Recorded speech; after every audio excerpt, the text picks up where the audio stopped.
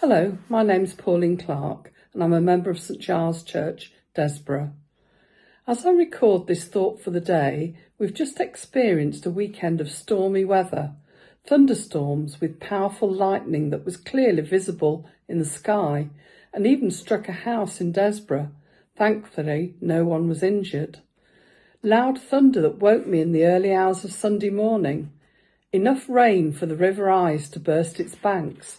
And while I was setting up for junior church on Sunday morning, daylight turned to night in seconds before the heavens opened with even more rain. It was ironic that Neil's sermon on that Sunday morning was based on Mark chapter 4, verses 35 to 41. Jesus calms the storm on Lake Galilee. This was always my favourite Bible story as a child, and it has continued to speak to me throughout my life. It speaks to me of a God who will never leave us, no matter what storms we go through in our lives. In the darkest of times, he is with us, and we need to have faith that he will bring us through to the other side.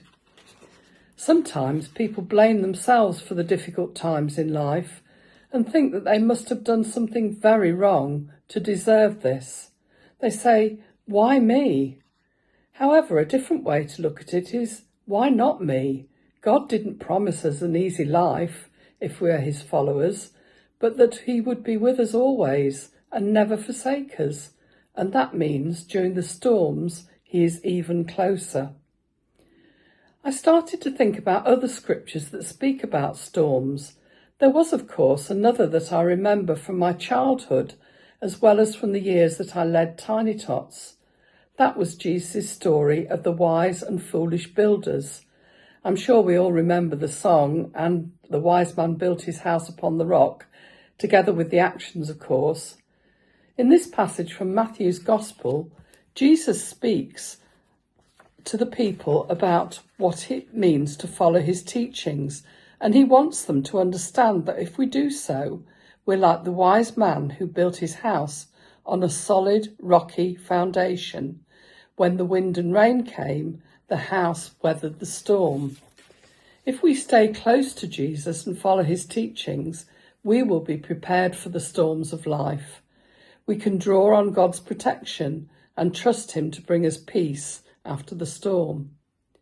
In Acts, we read about Paul being on board a ship in a violent storm that went on for many days. As everyone around him panicked, Paul calmly told them that an angel of the Lord had appeared to him and had assured him that no one aboard the ship would lose their life. Paul put all his trust in God's promise, took command, and although they would suffer shipwreck and would have to swim to shore to save themselves, they were all safely delivered from the storm. Life storms can take many forms. For some Christians in different parts of the world, the fear of ridicule, torture, or even death is very real, and meeting in hiding is the only way forward for them. Other storms can take the form of the breakdown of relationships, the loss of a job, bereavement, difficult decisions, financial hardship, illness, to name but a few. Sometimes God can seem very far away, but even when we find it hard to see him, he always sees us, and he not only sees what we're going through, he is with us, caring for us and bringing us peace. Finally, I would like to finish with this verse that says it all.